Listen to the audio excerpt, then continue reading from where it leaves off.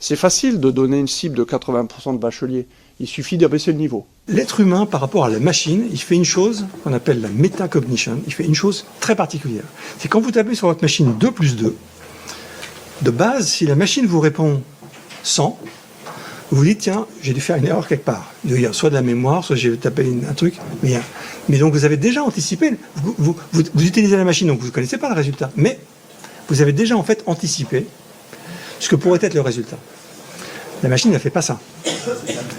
Mais si vous avez des enfants qui n'ont pas appris que 2 plus 2, ça devait faire moins de 10, à peu près, je ne demande pas à ce que ça fasse 4, hein,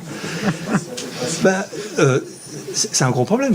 Mais après, dans l'entreprise, tous les jours, ils sont confrontés à des machines, ils sont confrontés à des questions de proportion, parce qu'en face de l'intelligence artificielle, ce qui va être clé pour l'intelligence artificielle qui arrive, et qui est déjà là d'ailleurs, hein, c'est être capable d'utiliser son raisonnement et son jugement.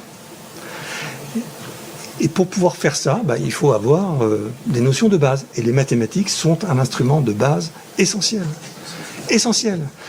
Il ne s'agit pas de faire des équations différentielles au second degré dès la maternelle. Heureusement, on est revenu en arrière, mais supprimer le caractère obligatoire des mathématiques, franchement, ça c'est une chose qu'il faut absolument éviter par rapport à la technologie qui arrive. Les technologies, si vous croyez l'intelligence artificielle, on est cuit. C'est un outil à l'aide des personnes. Chez Michelin, on dit toujours, toutes les technos sont au service des êtres humains.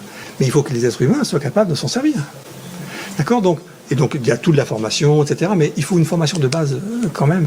Nous, on est amenés à réapprendre des proportions, quoi, à des personnes qui rentrent.